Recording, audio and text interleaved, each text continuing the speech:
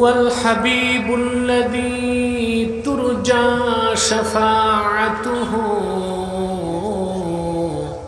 لكل هول من الأهوال مقتحم اللهم صل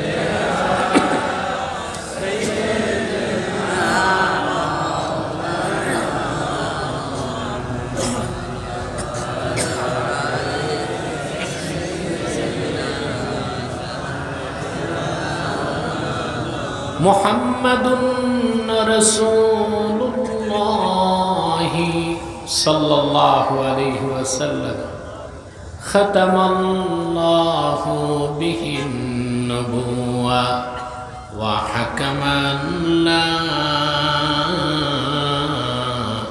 نبي بعده بلغ العلا بكماله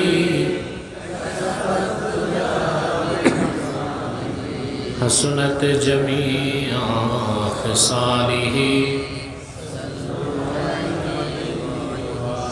আওয়াজ যেন কানে না লাগে, পিছনে হরেন চলে না, পিছন থেকে লাগবে। তীব্র আওয়াজ দরকার নেই, ক্লিন আওয়াজ। তাহরিকে খাতমে নবুয়ত বাংলাদেশ মহাদেবপুর উপজেলা শাখার উদ্যোগে আয়োজিত আজকের তাফসীরুল কোরআন মাহফিলের সম্মানিত সভাপতি আলহাজ মুফতি মাওলানা আজিজুল ইসলাম বারাকাল্লাহু ফি উমরিহি, সম্মানিত প্রধান অতিথি জনাব নাজিমউদ্দিন মিয়া হাদাহুল্লাহু ইলা সিরাতিল মুস্তাকিম, হযরত উলামায়ে কেরাম, তুলাবায়ে ইজাম, ঝড় তুফান বৃষ্টি বাদলের দিনে অমৌসুমে আপনারা যারা আজকের ডাক বাংলোর মাহফিলে এসেছেন তাদের সকলকে আমার পক্ষ থেকে হৃদয় নিংড়ানো ভালোবাসা। মাইকম্যান, সাউন্ডটা সেটেল হচ্ছে না, আমি কম আওয়াজ চাই, ক্লিন আওয়াজ, কানে না লাগে, নস্টালজিয়া না হয়। আওয়াজে মানুষ কষ্ট পেলে আমি বলবো কি? ইকো বন্ধ করো, রিভার্ব বন্ধ, ডিলে বন্ধ, শুধু মাইক। সকলকে আমার পক্ষ থেকে হৃদয় নিংড়ানো ভালোবাসা, শুভেচ্ছা এবং অভিনন্দন জ্ঞাপন করছি। কানে লাগে এটা, সবটুকুন শুকরিয়া আল্লাহ সুবহানাহু ওয়া তাআলার জন্য, যিনি আজকের বরকতপূর্ণ মাহফিলে আমাদেরকে আসার ও বসার তৌফিক মেহেরবানি করে ভিক্ষা দান করেছেন। সেজন্য আমরা খুশি না বেজার? সেজন্য আমরা সকলে একবার অবনত চিত্তে হৃদয়ের আবেগ অনুভূতি উজাড় করে সমবেত কণ্ঠে বলি আলহামদুলিল্লাহ।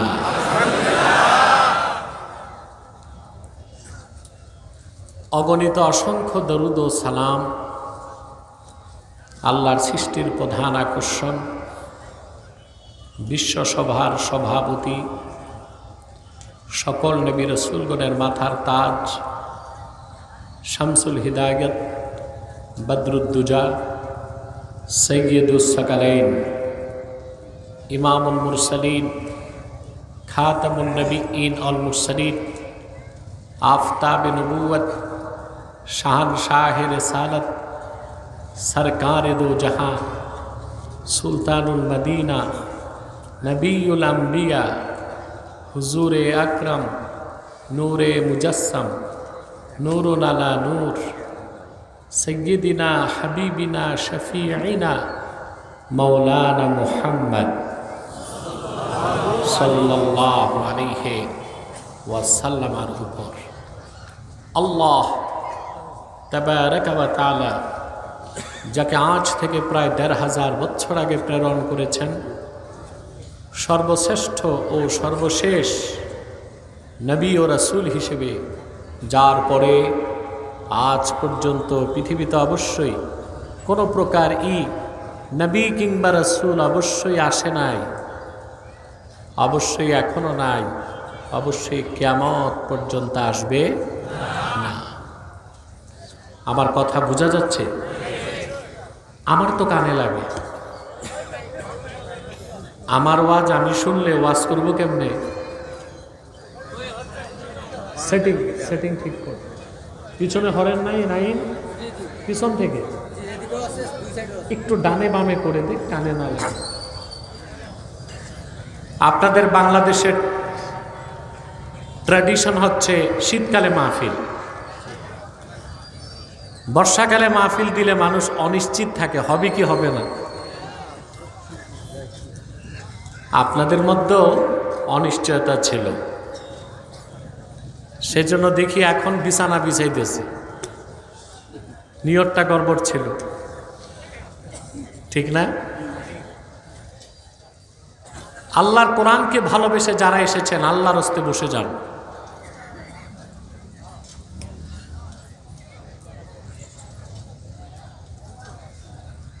আসলে শীতকালে আমার সুযোগ নেই রাতে,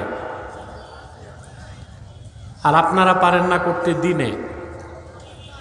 আমার সুবিধা তাদের সুবিধা সব মিলিয়েই বর্ষাকালে। আল্লাহ খুব মেহেরবানি করছেন। রাজশাহীতে নামার পরও আমি দেখেছি বৃষ্টি। এখানে দয়া কে করছে? রাজশাহীতেও বৃষ্টি, বগুড়ায় বৃষ্টি, নওগাঁতেও বৃষ্টি। আমরা আল্লাহর কাজে এসেছি। তিনি যদি বৃষ্টি দিয়া মাহফিলটা পণ্ড করতেন, ওটা কি ইনজাস্টিস হতো না ইনসাফই হতো? কিন্তু আমরা দেখেছি তিনি ইনসাফ করেন নাই, ইহসান করছেন। কি করছেন? এবার দেখার পালা রব্বুল আলামিন কতক্ষণ আমাদেরকে ইহসান করেন। আমি আজকে আপনাদের সামনে তেলাওয়াত করেছি সূরাতুল আ'লা থেকে মাত্র 2টো আয়াত। বলুন তো কোন সূরা? ইহকালীন কল্যাণ এবং পরকালীন মুক্তির চূড়ান্ত সফলতার সব কথা আল্লাহ 2 আয়াতে বলে দিয়েছেন।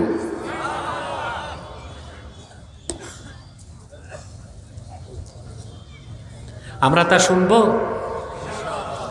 ইনশাআল্লাহ। এই যে ভাই এসেছেন আল্লাহর কোরআনের মহব্বতে না?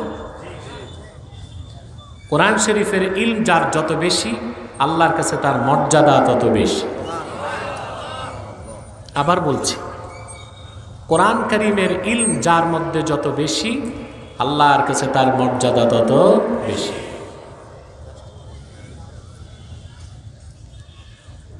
আল্লাহর হাবিব ইরশাদ করেছেন সাল্লাল্লাহু আলাইহি ওয়াসাল্লাম, আল মাহিরু বিল কোরআনি মা'আস সাফারাতিল কিরামিল বারারা।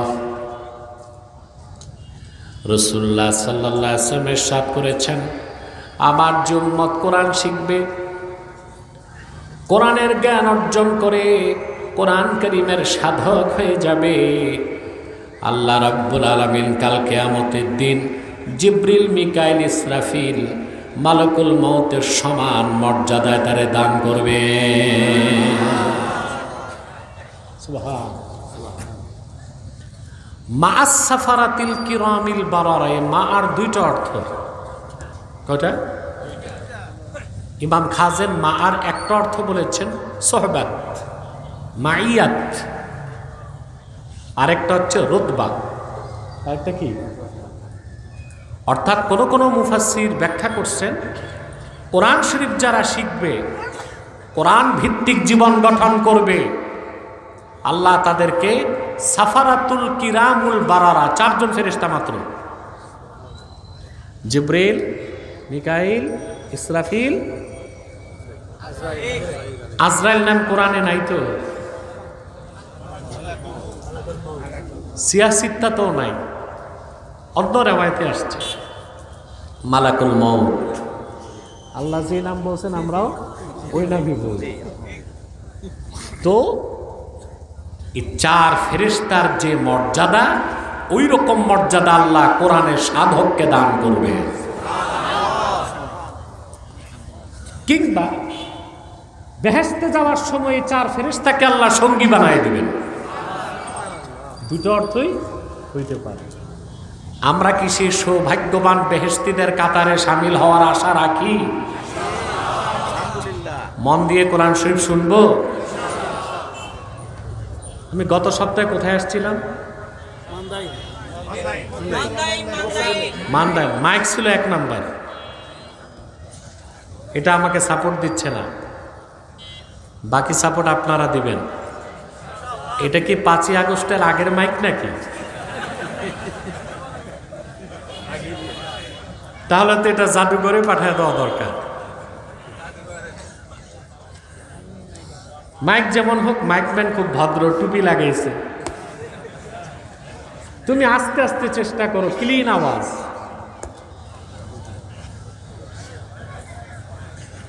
তা আমরা খুশি আছি। কিছুক্ষণ পরে আজকের মুনাজাত করে গুনাহ মাফ করে নিষ্পাপ বেহেশতি আল্লাহ আল্লাহ হয়ে বাড়ি যাওয়ার নিয়ত আছে? কার কার হাত তুলে রব্বুল আলামিনকে দেখান। আল্লাহ কবুল করুন, আল্লাহ মঞ্জুর করুন, বলুন আল্লাহুম্মা আমিন। আমার যে ভাইরা দাঁড়িয়ে আছেন, আপনাদের জন্য আমার কাছে একটা ঔষধ আছে, দিচ্ছি। এটা যদি কারো না লাগে ওষুধটা, আর ট্রিটমেন্ট নাই।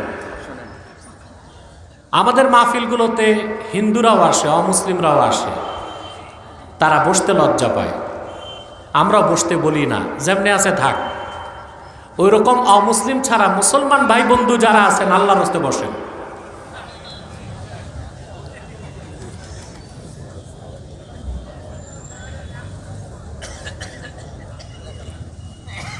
এরপর আর ওষুধ নাই আমার কাছে।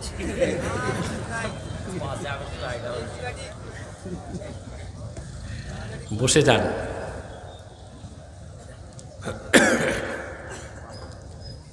আর ওই গাড়ির কাছে যারা আড্ডা দিচ্ছেন, গাড়িটার সামনে, আমি জানি না আপনারা খান বাহাদুর আহসানুল্লাহ নাতিপুতি কিনা। আল্লাহর হস্তে আড্ডাটা বন্ধ করে হয় বাইরে যান, নয় মাঠে আসেন। মুফতি আজিজুল সাহেব কোথায়? স্বেচ্ছাসেবক পাঠায়। আড্ডাবাজি চলবে না, হয় মাহফিলে বসতে হবে, নয় পত্রপাঠ বিদায় দিতে হবে। আসুন তেলাওয়াতের মাধ্যমে আলোচনায় প্রবেশ করি। আউযু বিল্লাহি মিনাশ শাইতানির রাজীম। বিসমিল্লাহির রাহমানির রাহিম। قد أفلح من تزكى وذكر اسم ربه فصلى। আল্লাহ তাআলা বলেন, قد أفلح من تزكى, নিশ্চিত সফলতা লাভ করলো সেই যে তার হৃদয়কে পবিত্র করলো।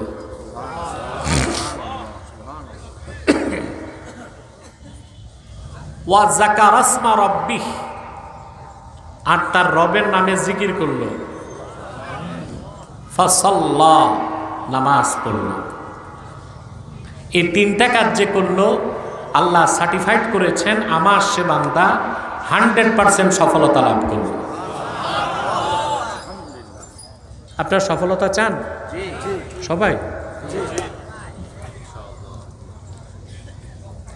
পাগল ছাড়া পৃথিবীতে এমন কোনো মানুষ নাই যে সফলতা চায় না। মানুষ তো মানুষ। ইতর প্রাণীগুলো দেখেন, একটা মৌমাছি সুনিপুণ দক্ষতায় বাহারি রঙের ফুল থেকে রস সঞ্চয় করে মানুষের জন্য সর্বোৎকৃষ্ট খাদ্য বানায় দেয়। এই কাজে সে সফল? এই দুনিয়ার সমস্ত রসায়নবিদ, কেমিস্ট যারা, তাদেরকে যদি এক জায়গায় জড়ো করে দেন, ফ্যাক্টরিতে মৌমাছির মতো এক ফোঁটা মধু বানায় দিতে পারবে নাকি? পারবে? মৌমাছি সেই কাজে কি সফল? সুবহানাল্লাহ। বাবুই পাখি দেখছেন? আছে আপনাদের এলাকায়? তাল গাছের মাথায় ঘর বানায়, কি দক্ষতা তার! ক্ষুদ্র বাবুই পাখি শৈল্পিক ছান্দসিকতায় ঘরটা বানায়। ঝড় তুফানে মানুষের ঘরের চাল উড়ে যায়, ক্ষুদ্র বাবুই পাখির বানানো ঘরটার কিছুই হয় না, তার ডিমটাও ভেঙ্গে নষ্ট হয় না। বুদ্ধিটা কে দিয়েছেন? বাংলাদেশে যত প্রকৌশল বিশ্ববিদ্যালয় আছে, বুয়েট, চুয়েট, রুয়েট, কুয়েট, ডুয়েট, এই সবগুলো ইঞ্জিনিয়ারকে এক জায়গায় আনলেও বাবুই পাখির ঘরের মতো একটা ঘর বানাই দিতে পারবে? এই কাজে সে সফল কি না? সুবহানাল্লাহ বলবেন। মানুষ তার সফল মাখলুকাত, সে তো সফলতা চাইবেই, কিন্তু অধিক সংখ্যক মানুষ জানে না সফলতা কোন পথে, সফলতা কোন মতে।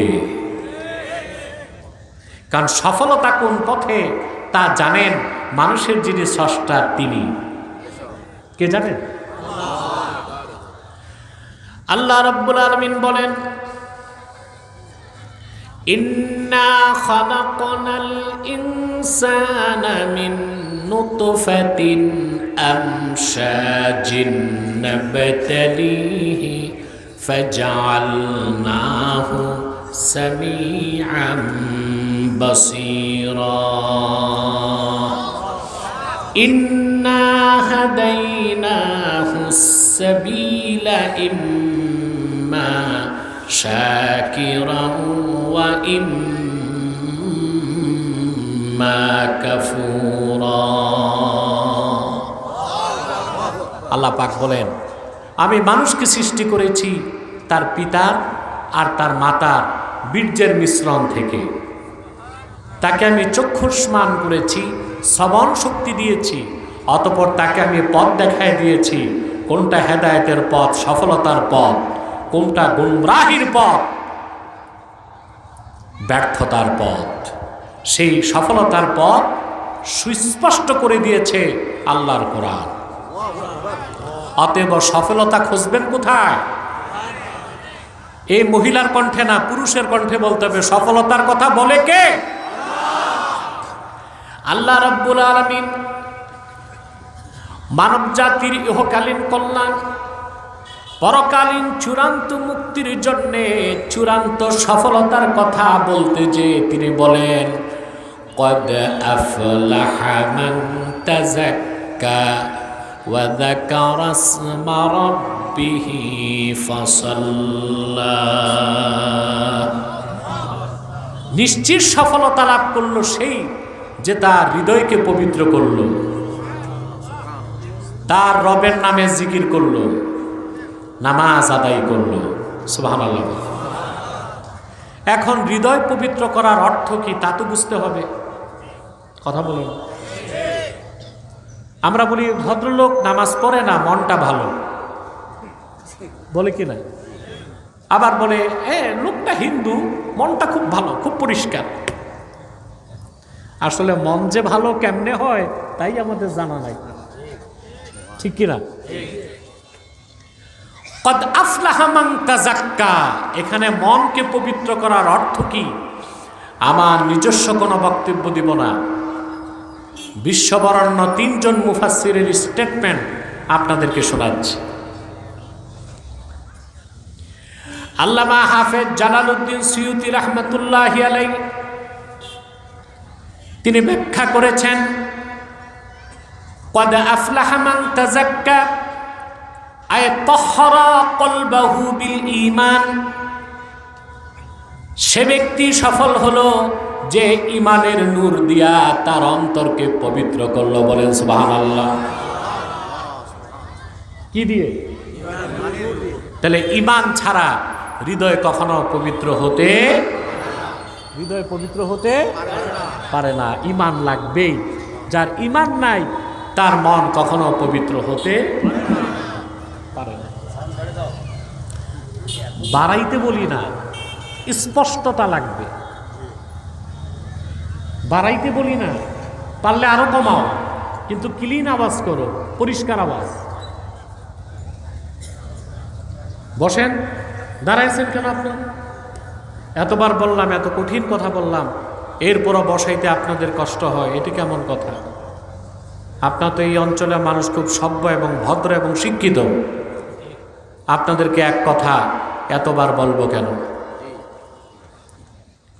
সম্মানিত সুধী, তাহলে হৃদয় পবিত্র হয় কখন?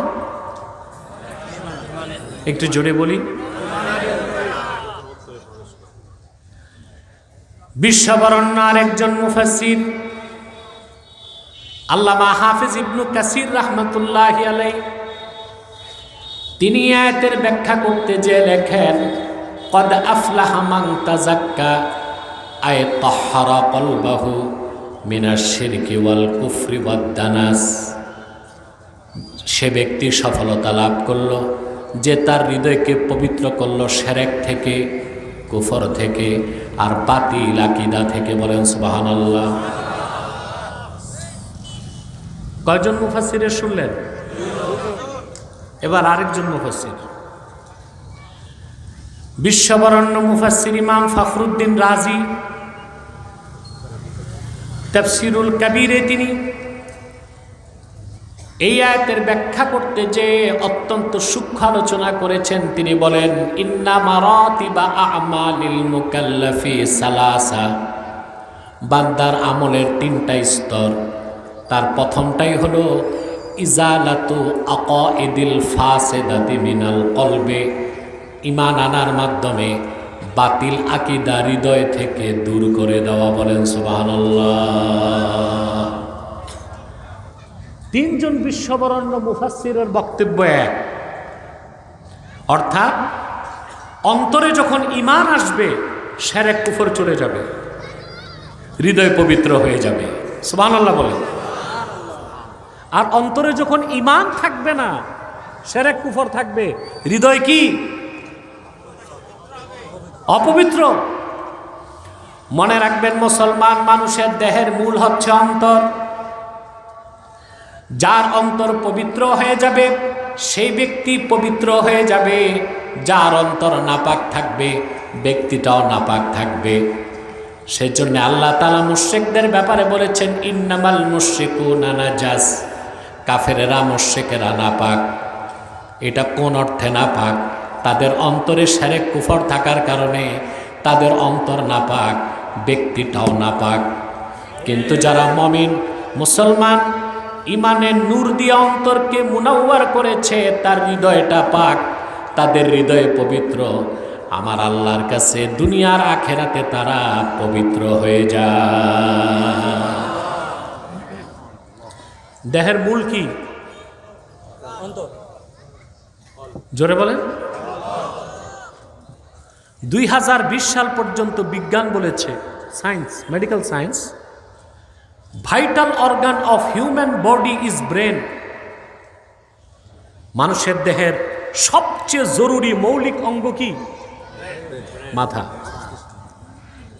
2023 সালে এসে তারা বলতেছে যে না, vital organ of human body is heart.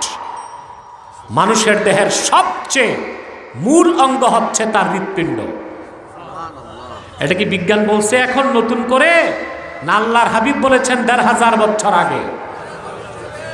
সুবহানাল্লাহ। সেজন্যই নাস্তিকদেরকে বলি, তোমাদের ঠুনকো বিজ্ঞান দিয়া কোরআন হাদিসকে যাচাই করা যায় না, কোরআন হাদিস দিয়া বিজ্ঞানকে যাচাই করা যায়। কারণ কোরআন আর হাদিস হচ্ছে আনলিমিটেড অসীম। তোমাদের বিজ্ঞান হচ্ছে লিমিটেড, সসীম।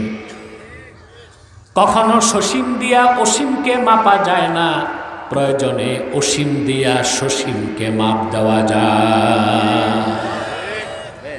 ঠিক না? বিজ্ঞান 2020 সাল পর্যন্ত বলেছে মানুষের দেহের সবচেয়ে মৌলিক অঙ্গ কি, আর এখন বলতেছি কি? অথচ আল্লাহর হাবিব সাল্লাল্লাহু আলাইহি সাল্লাম ১৫০০ বছর আগে ঘোষণা করেছেন।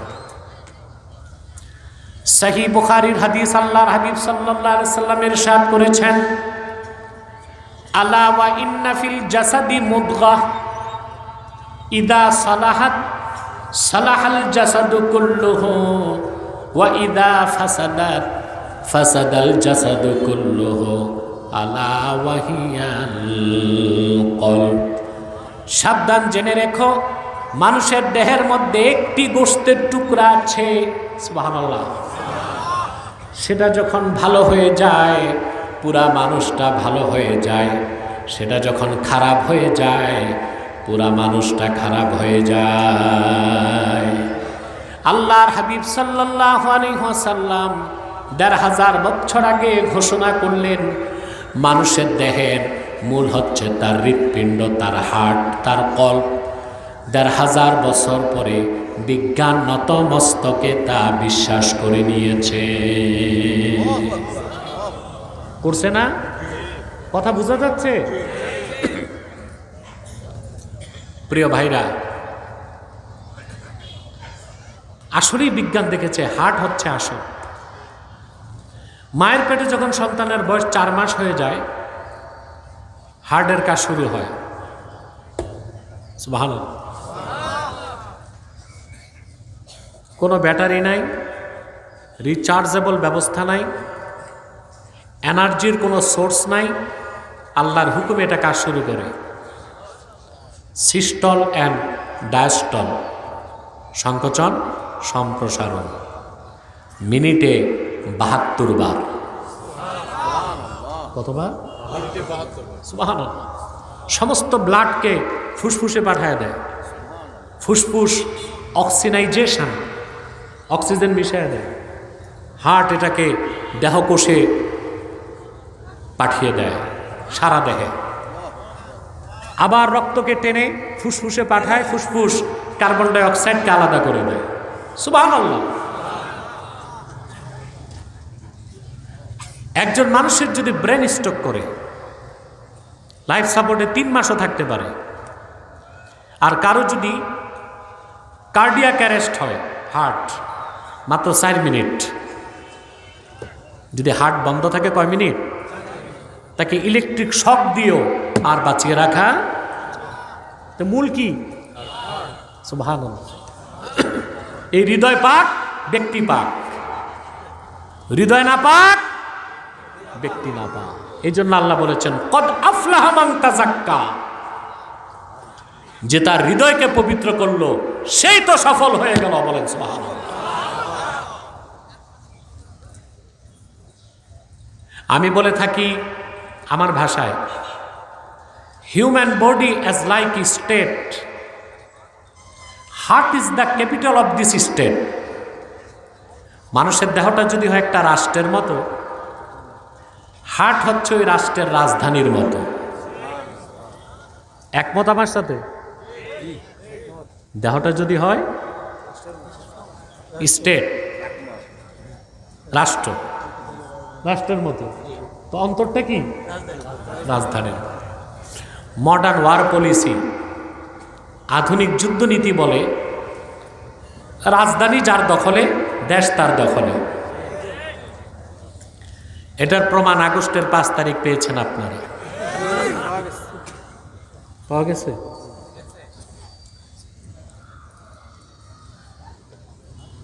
ষোলো বছর কত মাইর খাইলেন, হরতাল পিকেটিং কাজ হয় নাই। যেদিন রাজধানী দখল, দেশও। একই অবস্থা আমরা দেখছি সিরিয়াতে, দামেস্কে। হায়া তাহরির আর শামের নেতৃত্বে একদল মর্দে মুজাহিদ যখন মার্চ করেছে, 12 দিনের মাথায় দামেস্ক দখল হয়েছে। আর স্বৈরাচার বাশার আল আসাদ দেশ ছেড়ে রাশিয়া পালাইছে। তা রাজধানী যা,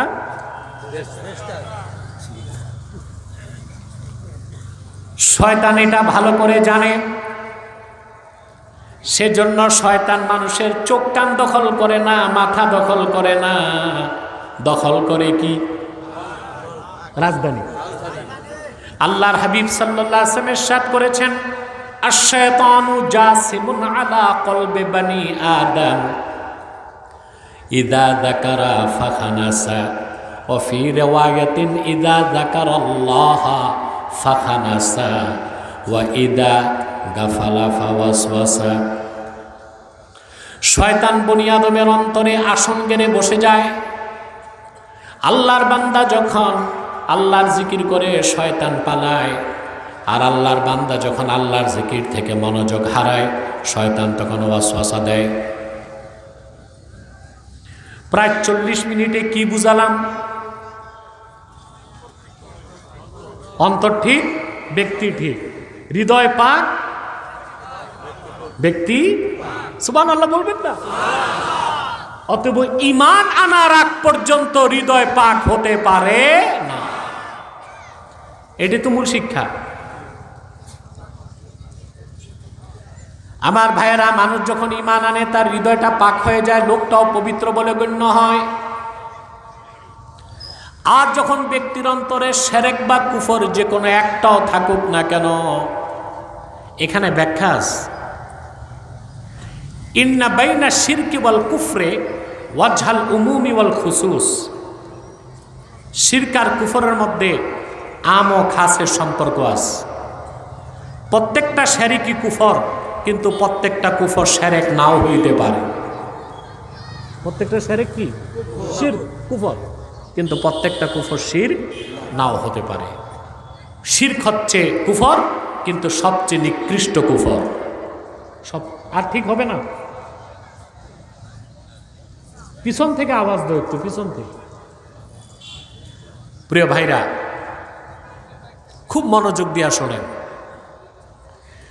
ঈমান থাকলে অন্তরে শিরক কুফর থাকতে, শিরক কুফর থাকলে অন্তরে ঈমান থাকতে, কারণ ইজতিমাউজ জিদ্দাইনে মাহাল,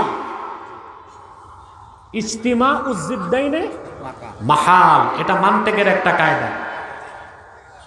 বিপরীত দুইটা জিনিস এক জায়গায় থাকতে, যেখানে আলো সেখানে অন্ধকার থাকতে পারে না, যেখানে অন্ধকার সেখানে আলো থাকতে পারে না, যেখানে নার সেখানে নূর থাকতে পারে না, যেখানে নূর সেখানে নার থাকতে পারে না, যেখানে ঈমান সেখানে শিরক কুফর জায়গা পায় না, যেখানে শিরক কুফর সেখানে ঈমানের নূর আসে না।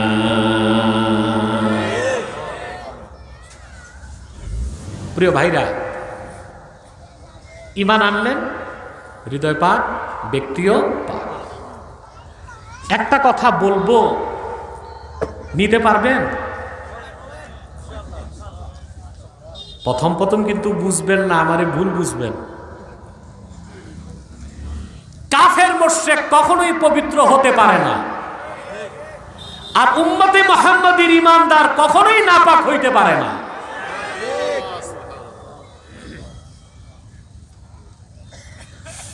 যার ঈমান নাই, তারে যদি আত্রাই নদী, আত্রাই, আমার খোঁজ খবর আছে, নওগাঁ আত্রাই নদীর পাশে, যার ঈমান নাই তারে যদি আত্রাই নদীতে লাখ সাবান দিয়া 70 বার গোসল দেন, তারপরও সে নাজাস, নাপাক। আর যে ব্যক্তি একবার কালেমা উচ্চারণ করে হৃদয়ে বিশ্বাস করে নিল, তার হৃদয় পাক, আল্লাহর কাছে লোকটা পাক। মনে রাখবেন, উম্মতে মুহাম্মাদীর যতক্ষণ অন্তরে ঈমান থাকবে, জীবিত থাকলেও পবিত্র, মৃত্যুর পরও পবিত্র। কথাটা আমার নয়, বুখারী শরীফের হাদিস। আল্লাহর হাবিব সাল্লাল্লাহু আলাইহি সাল্লাম ইরশাদ করেছেন, সুবহানাল্লাহ ইন্নাল মুমিনা লা ইয়ানজুস, সবটুকুন পবিত্রতা আল্লাহ তাআলার। আমার উম্মতের মুমিন কখনো নাপাক হয় না। অন্য মতনে আসছে ইন্নাল মুসলিমা লা ইয়ানজুস, মুসলমান কখনো নাপাক হয় না। আর যে কাফের মুশরিক ঈমান নাই সে কখনো পাক হয় না। সুবহানাল্লাহ বলবো না? আপনাদের দেশে একটা মাসালা নিয়ে খটকা লাগবে কালকে আমি যাওয়ার পর, বলবো। মুসলমান যদি নাপাক না হয় তো বিবির কাছে গেলে গোসল ফরজ হয় কেন?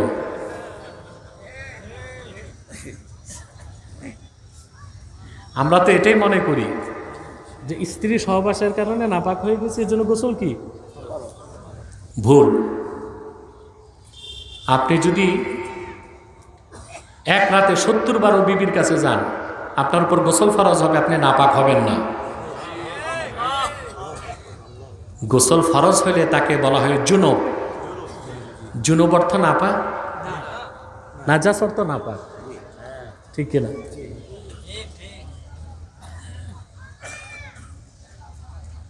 খুব ভালো করে খেয়াল করেন, স্ত্রীর কাছে গেলে আপনি জুনুব।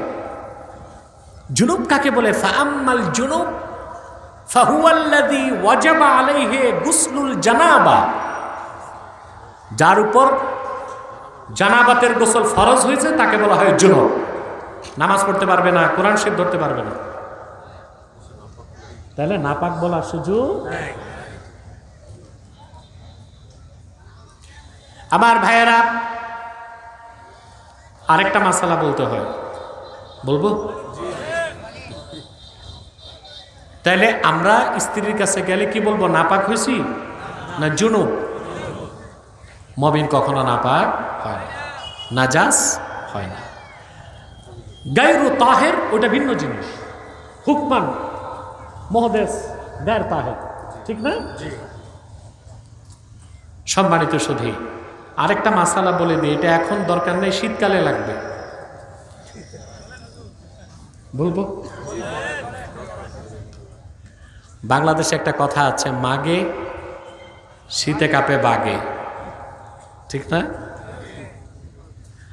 দেখা যায় যুবক মানুষ প্রচন্ড শীত, মাঘ মাস, স্ত্রীর সাথে ফিজিক্যাল রিলেশন হয়েছে,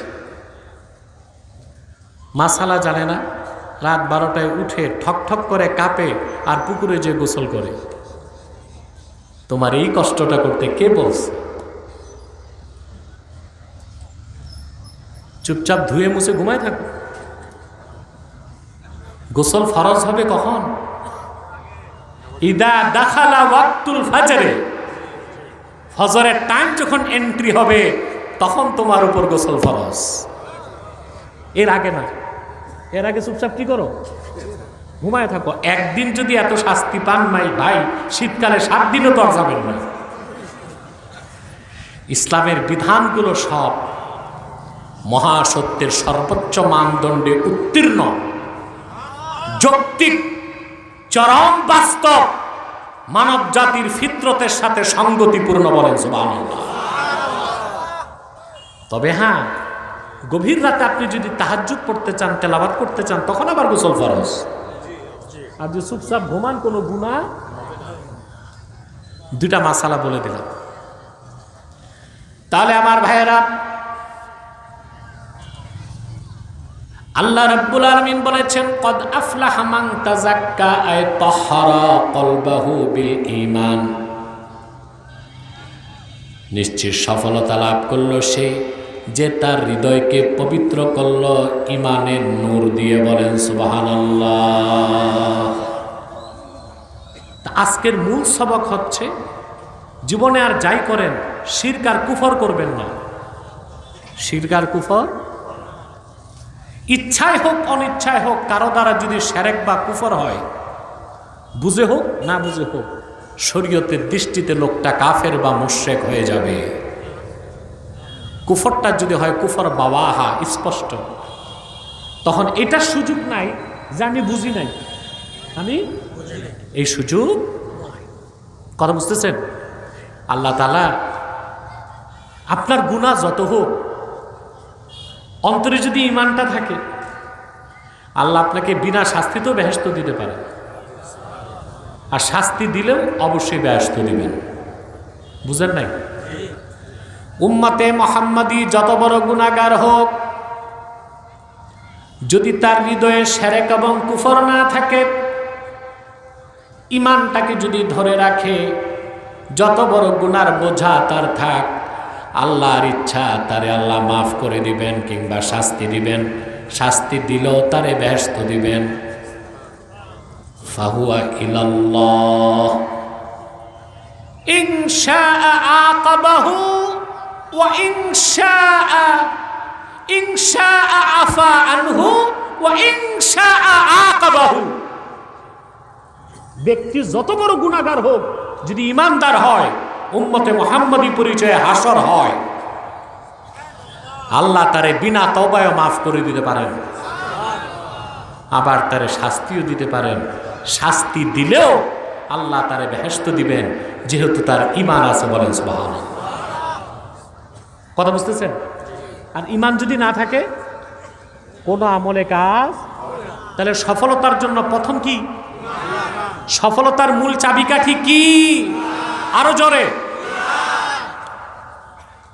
শিরক আর কুফর করলে আল্লাহ কখনো মাফ করবেন। আমি একটা হাদিস শোনাচ্ছি। মক্কা শরীফ বিজয় হয়ে গেছে, দলে দলে লোক আল্লাহর হাবিব সাল্লাল্লাহু আলাইহি ওয়াসাল্লামের কদমে এসে মুসলমান হতে লাগলো। মক্কা মুকাররমায় এক দুর্ধর্ষ যোদ্ধা ছিল ওয়াহশী। সে মক্কা ছেড়ে পালায়ে যাচ্ছে। লোকেরা বলল, ওয়াহশী আইনা তুরিদু, তুমি কোথায় পালাও? ওয়াহশী বললেন, আল্লাহর হাবিব মুহাম্মদ সাল্লাল্লাহু আলাইহি ওয়াসাল্লাম সবাইকে ক্ষমা করলেও আমারে করবেন না। আমি সেই নরাধম উহুদ ময়দানে আমি আল্লাহর হাবিবের আপন চাচা আমির হামজাকে শহীদ করেছিলাম। সিরাত ইবনে হিশামে এসেছে, ওয়াহশী বলেন, আমি উহুদে যুদ্ধ করতে যাই নাই, ভাড়াটিয়া খুনি হিসেবে গিয়েছিলাম শুধু রাসূলুল্লাহ সাল্লাল্লাহু আলাইহি ওয়াসাল্লামের চাচা আমির হামজাকে শহীদ করার জন্য। আমি আমার বর্ষাটা ওনার বুকে বিদ্ধ করলাম, ওনার দেহটা উহুদের ময়দানে লুটায় পড়ল। আবু জাহেলের স্ত্রী হিন্দা আমির হামজার সিনাটা বিদীর্ণ করে কাঁচা কলিজা বের করে চর্বণ করেছে। আমির হামজার নাক কান কেটে মালা তৈরি করে গলায় পরিধান করে উল্লাস করেছে। উহুদের ময়দানে আল্লাহর হাবিবের দাঁত শহীদ হয়েছিল। রাসূলুল্লাহ সাল্লাল্লাহু আলাইহি ওয়াসাল্লাম এত বেশি ব্যথা পান নাই। উহুদ ময়দানে আমিরে হামজার শাহাদাতের দৃশ্য দেখে আল্লাহর হাবিব যে ব্যথা পেয়েছিলেন। ওয়াহশী বলল, আমার তো মাফ নাই, মাফ চাওয়ার ভাষাও। লোকেরা বলল, রে ওয়াহশী, একটিবার রাহমাতুল লিল আলামিনের কদমে চলে যাও, মুহূর্তে তোমার মতো পাপীরে তিনি ক্ষমা করে দিতে পারেন। ওয়াহশী বলেন, ভয় আর শঙ্কা নিয়া আল্লাহর হাবিবের কদমের সামনে দাঁড়ায় গেলাম। নূর নবীজি ডাক দিয়ে বললেন, কে হে তুমি? আমি বললাম, আমার নাম ওয়াহশী। কোন ওয়াহশী? আপনার চাচার হত্যাকারী। কেন এসেছ? এসেছি ক্ষমা চাইতে আর আপনার হাতে কালেমা পড়ে মুসলমান হবার জন্যে। আল্লাহর হাবিব বললেন, রে ওয়াহশী, কোনোদিন চাই নাই তুমি এসে আমার পাশে দাঁড়াবা, যেহেতু চলেই এসেছ ক্ষমাও করে দিলাম, আর আল্লাহর দ্বীনের দরজাটাও তোমার জন্য খোলাই আছে।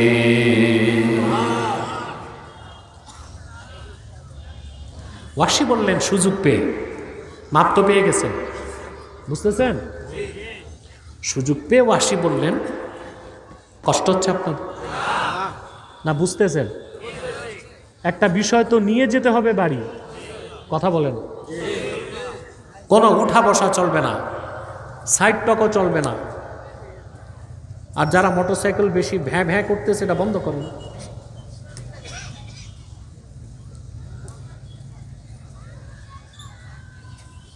ওয়াহশী সুযোগ পেয়ে বললেন, ইয়া রাসূলুল্লাহ সাল্লাল্লাহু আলাইহি সাল্লাম, লা উসলিমু হাত্তা আসমাআ কালামাল্লাহ। যতক্ষণ আমি আল্লাহর ওহীর কথা আপনার নূরের জবানে নিজের কানে না শুনব, সেটা কি আমি ঈমান আনলে আল্লাহ আমারে মাফ করবেন, ততক্ষণ আমি কালেমা পড়ব না। শুনতেছেন? আল্লাহর কাছ থেকে ওহী চলে আসলো, والذين لا يدعون مع الله إلها آخر ولا يقتلون النفس التي حرم الله إلا بالحق ولا يزنون ومن يفعل ذلك يلقى أثاما। আল্লাহ রাব্বুল আলামিন ঘোষণা করলেন, আর যারা আল্লাহর সাথে অন্য কাউকে ইলাহ বলে ডাকে না, অন্যায়ভাবে মানুষ হত্যা করে না, আর জিনা করে না, আল্লাহ তাদেরকে ক্ষমা করবেন। আর এই কাজগুলোতে যারা লিপ্ত হবে আল্লাহ তাদের পাকড়াও করবেন। ওয়াহশী বললেন, ইয়া রাসূলুল্লাহ ইয়া হাবিবাল্লাহ সাল্লাল্লাহু আলাইহি ওয়াসাল্লাম, ইন্নী আশরাকতু বিল্লাহ ওয়া কাতালতুন নাফসাল্লাতী হারামাল্লাহু ইল্লা বিল হক ওয়া জানাইতু। আমি তো মহান আল্লাহর সঙ্গে অন্যকে শরীক করেছি, শিরকের গুনাহ করেছি। আমি তো আপনার চাচা আমির হামজাকে অন্যায়ভাবে হত্যা করেছি। জীবনে কতবার জিনা করেছি তার তো হিসাব নাই। তাহলে আর ঈমান এনে লাভ কি? আল্লাহ তো মাফ করবেন না। আল্লাহর পক্ষ থেকে আবার ওহী নাজিল হয়ে গেল। আল্লাহ ঘোষণা করলেন, ইল্লা মান তাবা ওয়া আমানা ওয়া আমিলা আমালান সালিহান ফাউলাইকা ইউবাদদিলুল্লাহু সাইয়্যাতিহিম হাসানাত ওয়া কানাল্লাহু গফুরার রহিমা। আল্লাহ তাআলা ঘোষণা করলেন, প্রিয় হাবিব মুহাম্মদ সাল্লাল্লাহু আলাইহি ওয়াসাল্লাম ওয়াহশীকে জানায় দেন তার জন্য হুকুমটা খাস, বাকি উম্মতের জন্য আম। বান্দাদের মধ্যে যারাই শিরক করুক, কুফর করুক, তাদের মধ্যে যারা তওবা করবে, ঈমান আনবে, নেক আমল করবে, আল্লাহ তাদের জিন্দেগীর সব গুনাহগুলোকে সওয়াবের দ্বারা বদল করে দিবে। ওয়াহশী বললেন, ইয়া রাসূলুল্লাহ সাল্লাল্লাহু আলাইহি ওয়াসাল্লাম, ইন্নী আরা ফীহি শারতান ফাহুয়াল আমালুস সালিহ। আল্লাহ তো একটা শর্ত দিয়েছেন, শুধু ঈমান আনলে হবে না, নেক আমল করতে হবে। আমি ঈমান আনবো, মুসলমান হব, নেক আমল করতে পারবো কিনা এই ভরসা আমার নাই।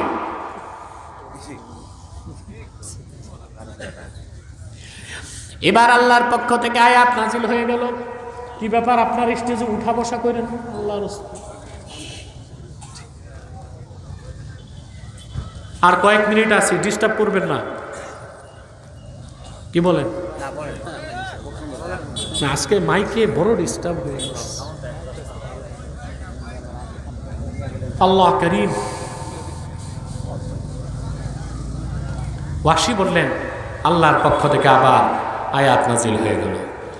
আল্লাহ রাব্বুল আলামিন ঘোষণা করলেন, ইন্নাল্লাহা লা ইয়াগফিরু আন ইউশরাকা বিহি ويغفر ما دون ذلك لمن يشاء নিশ্চয় আল্লাহ রাব্বুল আলামিন শিরকের গুনাহ কুফরের গুনাহ মাফ করবেন না।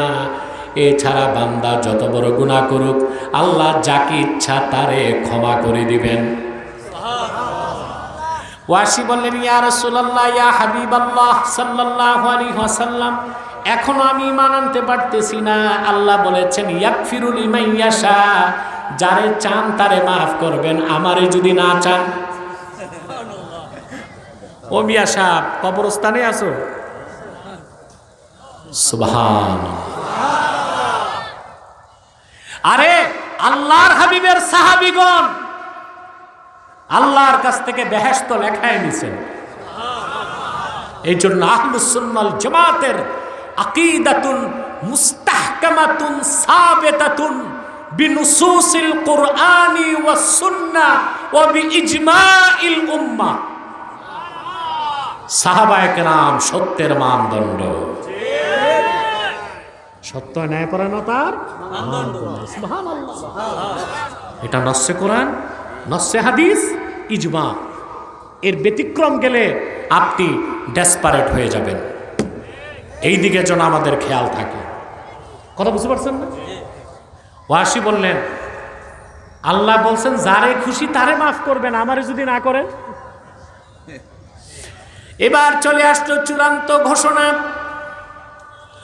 قل يا عبادي الذين أسرفوا على أنفسهم لا تقنطوا من رحمة الله إن الله يغفر الذنوب جميعا إنه هو الغفور الرحيم।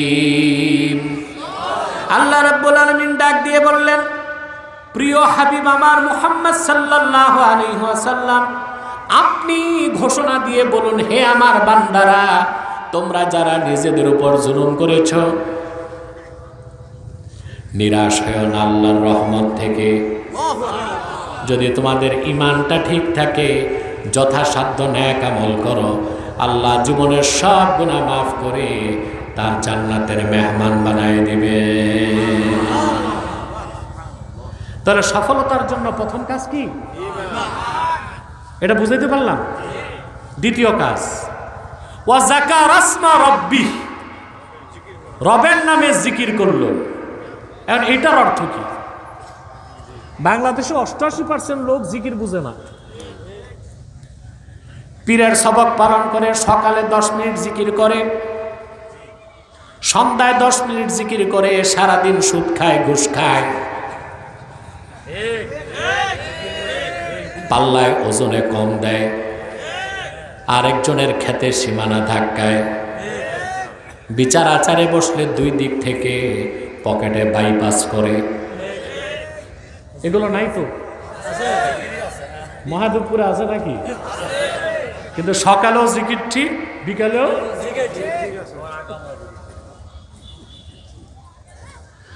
মৌখিক জিকির অস্বীকারের সুযোগ নাই। আল্লাহ বলেছেন, ফাজকুর ইসমা রাব্বিক, মুহাম্মদ সাল্লাল্লাহু আলাইহি সাল্লাম আপনার রবের নামের জিকির করুন। রবের বড় নাম কি? আল্লাহ।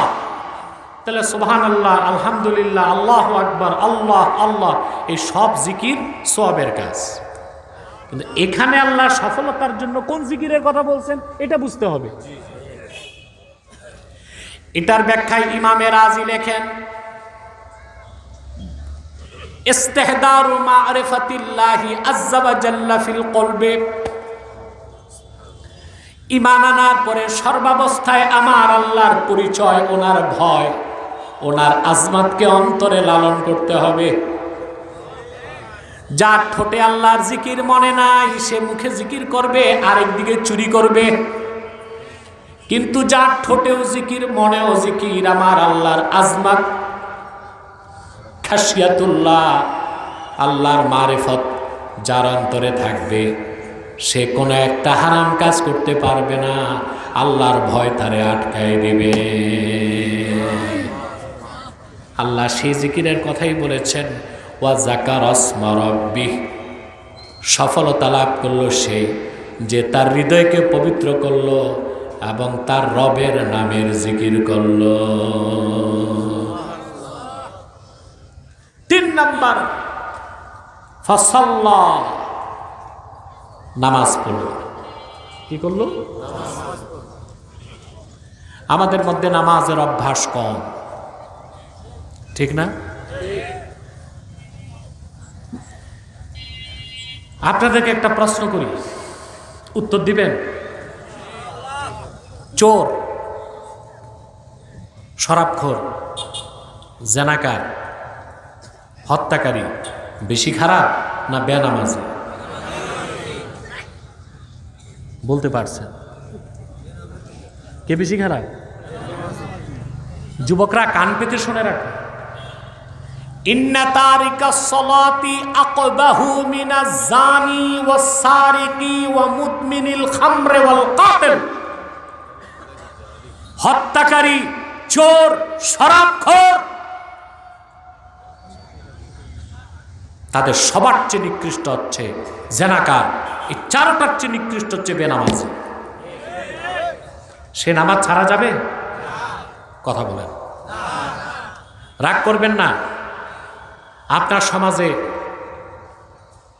সকল নেতৃত্ব, কর্তৃত্ব আর সমাজের চালিকা শক্তিগুলো কাদের হাতে? নামাজিদের হাতে না বেনামাজিদের হাতে? সে কয়টা মসজিদের কমিটিতে সভাপতি আছে নামাজি? খুব কম। এর জন্য জনগণ দায়ী। কারা দায়ী? জনগণ দায়ী। আপনারা শুনেছেন গাজীপুরে এক নিরীহ ইমামকে পিটিয়ে হত্যা করা হয়েছে।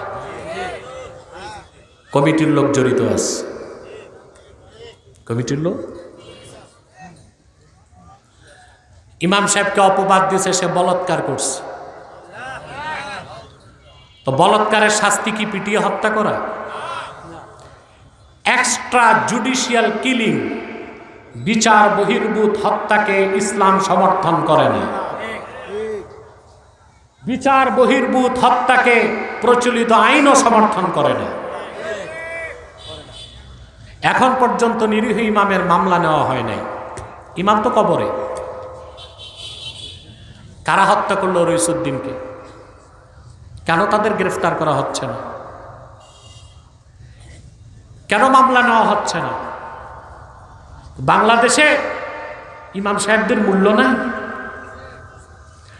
আমি এই ময়দান থেকে সরকারকে বলছি, ইমামকে যারা পিটিয়ে হত্যা করেছে জড়িত প্রত্যেককে গ্রেফতার করে আইনের আওতায় আনতে হবে, নতুবা তার চড়া মূল্য গভর্নমেন্টকে দিতে হবে। ইমামের দোষ দিলেই হলো বলাৎকার করছে, সাক্ষী লাগবে না? কথা বলেন, লাগবে না সাক্ষী? জনগণ আইন হাতে তুললো কেমন করে? মেনে নিলাম বলাৎকার করছে। ইমাম আজম আবু হানিফার মতে ফাইল মাফউল লাতি, সমকামীকে ইমাম আজমের মতে হত্যা করা যাবে না, তাজির করতে হবে। বিচারক শাস্তি নির্ধারণ করবে, সেই শাস্তি তাকে পেতে হবে। মৃত্যুদণ্ড দিতে হলেও কি মানুষ দিবে না রাষ্ট্র দিবে? এই যে এক্সট্রা জুডিশিয়াল কিলিং, বিচার বহির্ভূত হত্যাকাণ্ড, এটাকে সমর্থন করার সুযোগ।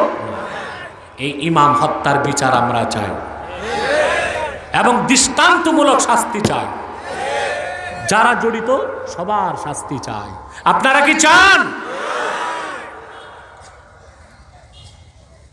মসজিদ কমিটিগুলোতে নামাজি লোকের অভাব। যে এক ওয়াক্ত নামাজ পড়ে না, পয়সা আছে, এরে দেয় সভাপতি। রাজনৈতিক দলের নেতা, এরে দেয় সেক্রেটারি। তো যে মসজিদের সভাপতি কমিটিতে সুদখোর আর সেক্রেটারি ঘুষখোর, ওই মসজিদের ইমামের চেয়ে বড় এতিমারা আছে কি? আছে? ইমাম সুদের বিরুদ্ধে কথা বলতে পারবে? এগুলো ওনার হাতে দেন। বিসমিল্লাহ লেখা আছে, হাতে ধরে উপরে দেন, উপরে দেন। এটা মানেন ভাই? যে মসজিদের ইমাম সাহেব সভাপতি সুদ খায়, সেক্রেটারি ঘুষ খায়, ওই মসজিদের ইমাম সাহেব সুদের বিরুদ্ধে ওয়াজ করতে পারবে? ঘুষের বিরুদ্ধে, শিরকের বিরুদ্ধে, কুফরের বিরুদ্ধে, তাগুতের বিরুদ্ধে পারবে না তো। সংস্কার আপনাদের হাতে, সিদ্ধান্ত নেন। আপনি কোন একটা দল তো করেন, কথা বলেন। কেউ যদি বলে আমি কোনো রাজনীতি করি না, তার চেয়ে বড় ভণ্ড আর কেউ নাই। এটা কেমনে সম্ভব? এটা সম্ভব না তো। আপনি কোনো না কোনো রাজনৈতিক দলের সাথে আছেন। আরে ভাই, পানি ছাড়া মাছ বাঁচে, বাতাস ছাড়া মানুষ। অ্যারিস্টটল তার বইতে লিখে গেছে, দুইটা জাতি রাজনীতির বাইরে থাকবে, রাজনীতি করতে পারে না। কটা জাতি? সে তো ছিল গ্রিক দার্শনিক, পৌত্তলিক, মূর্তি পূজারী। সে বলছে এক দেবদেবী আর এক পশু পাখি। এখন অ্যারিস্টটলের কথায় তো সেরেক আছে। দেবদেবী, দেবদেবী বলতে তো কিছু নাই। আপনাদের এটা নাম দিচ্ছেন মহাদেবপুরে, নাম বদলানো দরকার। দেবদেবী বলতে কিছু নাই, বড় দেব নাই, ছোট দেব নাই, সব কাল্পনিক, মানুষের কল্পনা। কথা বুঝতেছেন তো? বলছিলাম অ্যারিস্টটল বলছে এক দেবদেবী আর এক পশু পাখি, এই দুইটা জাত রাজনীতি করতে পারে না। আমি এটাকে মডিফাই করছি। আমি বলি রাজনীতি থেকে দূরে থাকতে পারে দুইটা দল, ফেরেশতা আর পশু পাখি। এখন আলেমোলামা পীর মাশায়েখ কোন কাতারে? কথা বলে। ফেরেশতাও না, পশু পাখিও না, তো রাজনীতি থেকে ডিসটাচ, দূরে থাকে কেমনে? কথাটা কেন বললাম? অবশ্যই আপনি কোনো না কোনো রাজনৈতিক দলকে সাপোর্ট করেন। আমি একটা সংস্কার দিয়া যে এটা ডক্টর ইউনূস দিবে না, আমি দিই। আপনি যে দলই করুন না কেন, প্রত্যেক দলে কিছু নামাজি ভালো মানুষ আছে, নাই? তা আপনি আপনার দলে যাকে ভোট দিবেন, প্রথমে দেখবেন তার ঈমান আছে কিনা, শিরক কুফর মুক্ত কিনা। 2 নাম্বার দেখবেন কামাই রোজগার হালাল কিনা। 3 নাম্বার দেখবেন অন্তত নামাজ পড়ে কিনা। যদি এভাবে আপনারা ভোটাররা চিন্তা করেন, বাংলাদেশ ইসলামী সোসাইটিতে পরিণত হয়ে যাবে। আগামী প্রজন্ম বাংলাদেশকে ইসলামী রাষ্ট্র বানায় দিতে পারবে। ইসলামী রাষ্ট্রের আগে ইসলামী সমাজ। রাষ্ট্রবিজ্ঞান কি বলে জানেন? আমি জানি না রাষ্ট্রবিজ্ঞানের ছাত্র আছে কিনা। রাষ্ট্রবিজ্ঞান বলে society is great than state. রাষ্ট্র থেকে সমাজ বড়।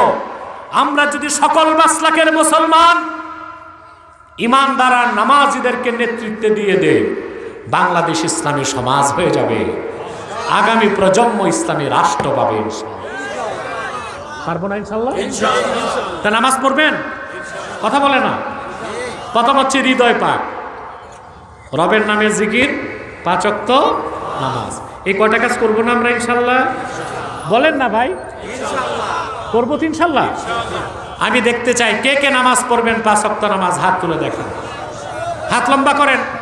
মানে ইয়া আল্লাহ, ওয়াদা করছি আজ থেকে 5 ওয়াক্ত নামাজ জামাতের সাথে আদা করব।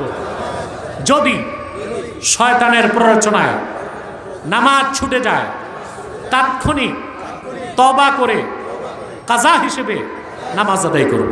হাত নামান। আল্লাহ পাক বলেন, কদ আফলাহা মান তাযাক্কা ওয়া যাকারা ইসমা রাব্বিহি ফাসাল্লা। সাদাকাল্লাহুল আযীম ওয়া সাদাকা রাসূলুহুন নবিয়ুল কারীম ওয়া নাহনু আলা যালিকা মিনাশ শাহিদিন ওয়াশ শাকিরিন। আলহামদুলিল্লাহি রাব্বিল আলামিন। উঠবেন না? এই বসেন। ভাবছে ওয়াজ হইছে চলে যায়, আউলিয়ায়ে কেরাম, মুনাজাত লাগবে না। একটা লোক ওঠার চেষ্টা করবেন না। আমি তো দ্রুতই ছেড়ে দিচ্ছি। আগে যখন বাই রোড আসতাম,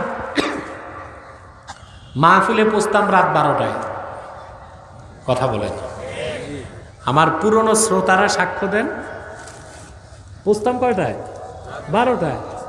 মুনাজাত করতাম 2টায়, বাড়ি যাইতাম দুপুর 12টায়।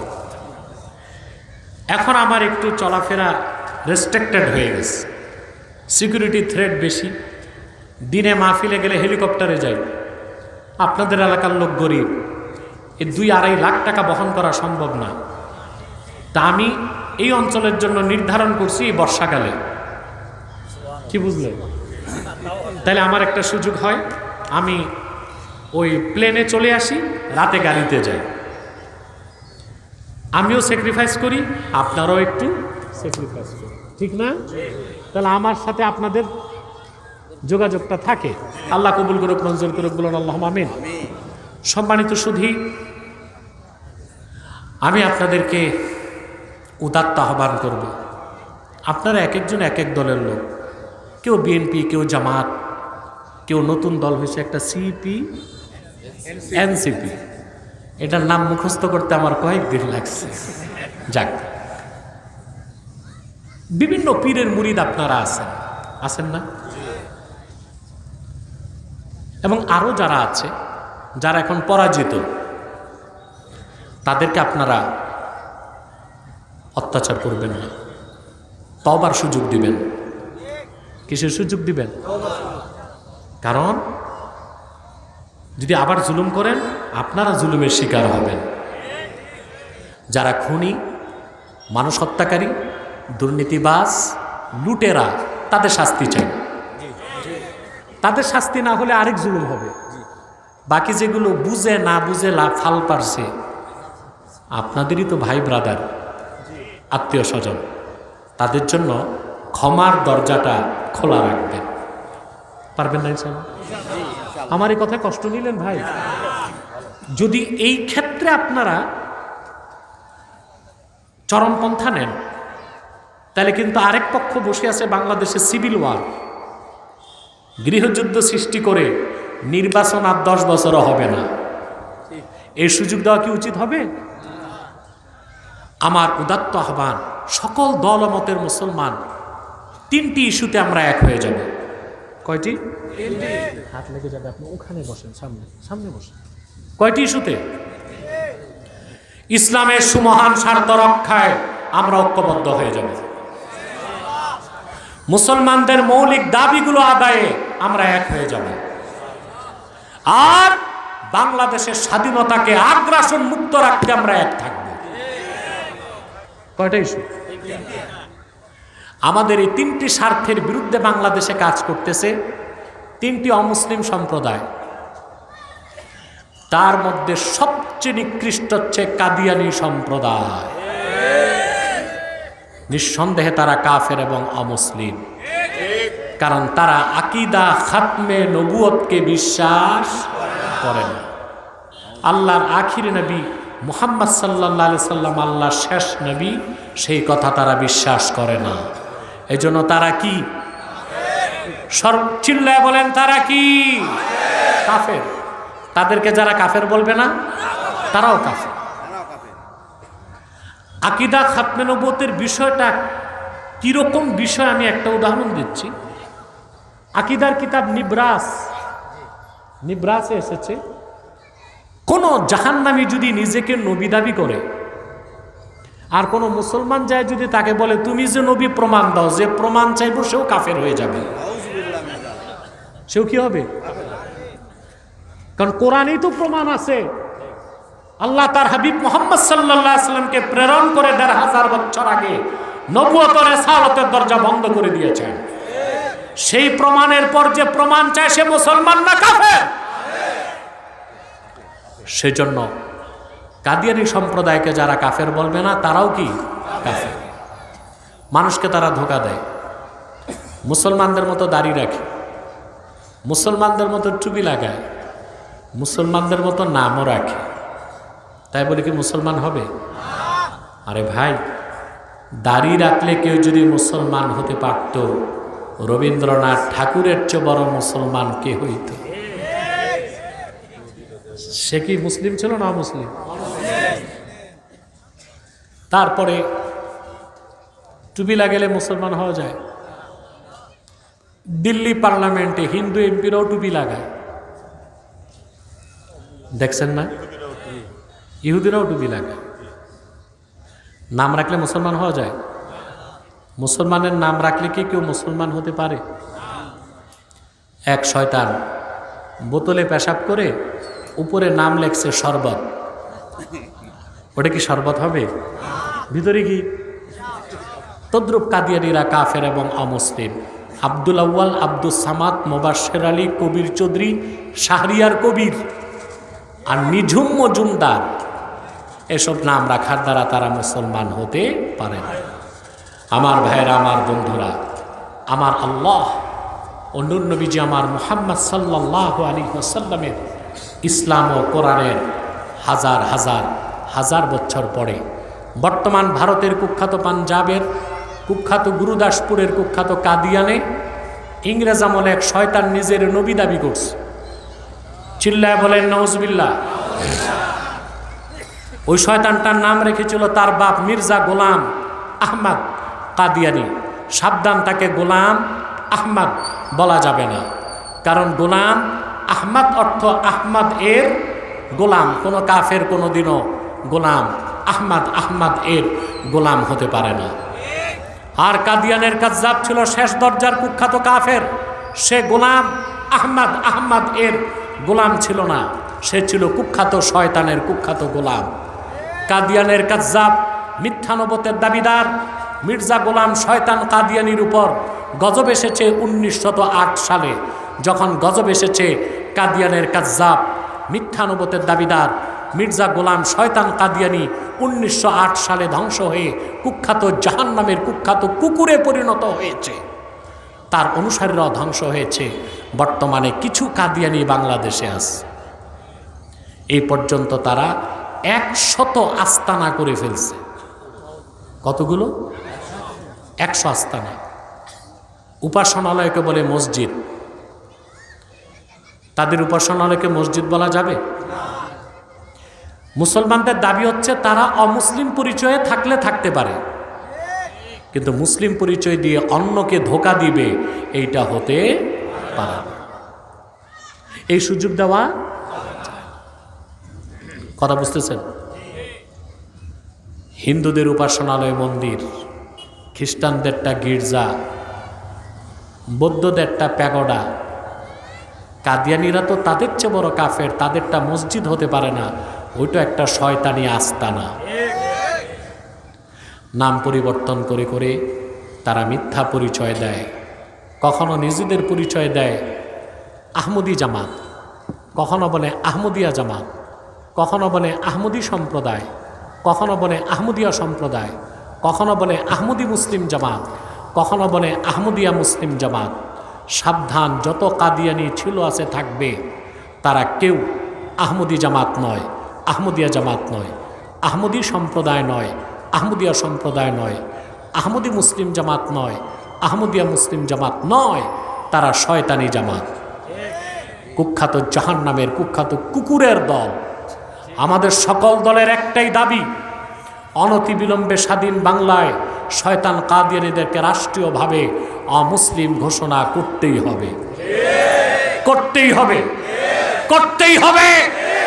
এই দাবি আদায় যদি তাহরিকে খাতমে নবুয়ত বাংলাদেশের ব্যানারে জান ও মাল দেবার ডাক আসে, কারা কারা প্রস্তুত আছেন হাত তুলে দেখেন।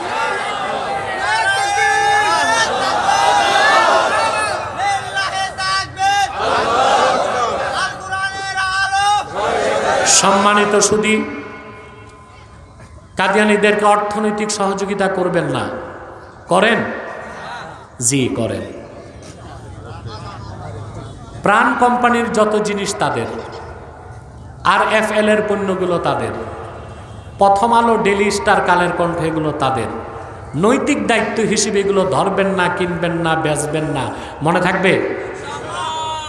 আরেকটি অমুসলিম সম্প্রদায় আমাদের বিরুদ্ধে কাজ করছে, এটা হচ্ছে ঈসাই জামাত। ঈসাই জামাত এটা খ্রিস্টানদের একটা গোপন দল, 1975 সালে বাংলাদেশে আসছে। এই পর্যন্ত 2.5 লক্ষ পরিবারকে খ্রিস্টান বানাইছে। দাড়ি রাখে, তারাও টুপি লাগায়, নিজেকে বলে আমরা ঈসাই তরিকাভুক্ত মুসলমান। তার মানে মানুষকে খ্রিস্টান বানানোর পর বলে তোমার পরিচয় কি, বলে মুসলমান। বলে কি মুসলমান? ঈসাই মুসলমান। তার মানে তুমি ঈসার উম্মত মুসলমান। ঈসার উম্মত কি মুসলমান না খ্রিস্টান? তারা এই কাজ করে যাচ্ছে। এই আপনাদের বীরগঞ্জ, দিনাজপুর এই এলাকায় ব্যাপক তারা কাজ করে যাচ্ছে। ওইদিকে কক্সবাজার, ডুলা হাজরা, জামালপুর, শেরপুর এসব জায়গায় তারা কাজ করে যাচ্ছে। তাদের একটা মাস্টার প্ল্যান হচ্ছে বাংলাদেশের একটা অংশকে আলাদা করে একটা খ্রিস্টান রাষ্ট্র বানাবে। আপনার যদি ঐক্যবদ্ধ না হন তা দেশ স্বাধীনতাও হারাইতে পারে। তাদের ব্যাপারে সচেতন থাকবেন। পারবেন তো ইনশাল্লাহ? তৃতীয় আরেকটা ফেতনা মাথা চারা দিছে হিজবুত তাওহীদ। মারাত্মক ফেতনা। এটার পয়সা আসে সরাসরি ইসরায়েল থেকে। ইসলামের পরিভাষাগুলোকে চেঞ্জ করে দিতে চায়। ইমাম বলে না, বলে এমাম। কিতাব বলে না, কেতাব। ইসলামকে বলে ইসলাম। কত মারাত্মক! আমাদের পরিভাষাকে বদলাতে চায়। এটা বুঝতেছেন না কত বড় শত্রু? তারা বলে দাজ্জাল বলতে কিছু নেই, আমেরিকাই দাজ্জাল। এটা কেন বলে জানেন? দাজ্জালকে হত্যা করতে কে নামবে? ঈসা রুহুল্লাহ, ঠিক না? তবে তখন তার পরিচয় নবী হবে না, উম্মত। কি হবে? এখন ঈসা যে আকাশ থেকে নামবে, নুজুলে ঈসা, এটা তো মুতাওয়াতির বিষয়। ঈসার নামাটা কি? মুতাওয়াতির। তো মুতাওয়াতিরকে অস্বীকার করা কি কুফর? এটা তো বলতে পারে না কোনির ডরে, কয় দজ্জালই তো নাই, আমেরিকায় তো দজ্জাল, তার মানে ঈসা নামার দরকার কি? কত মারাত্মক চক্রান্ত, কত মারাত্মক চক্রান্ত। তারপর বলে নামাজ হচ্ছে ব্যায়াম, অজু থাকলেও নামাজ হবে, অজু ছাড়াও নামাজ হবে। তারপরে প্রচার করে ছেলে মেয়ে যদি পরস্পর মত বিনিময়ের দ্বারা সম্মত হয়ে ফিজিক্যাল রিলেশন করে বিবাহ ছাড়া, এটা কোনো দোষ নেই। 64 জেলায় তারা আখড়া গাড়তেছে। এই হিজবুত তাওহীদের ব্যাপারেও আপনাদের অবস্থান হবে জিরো টলারেন্স। পারবেন না?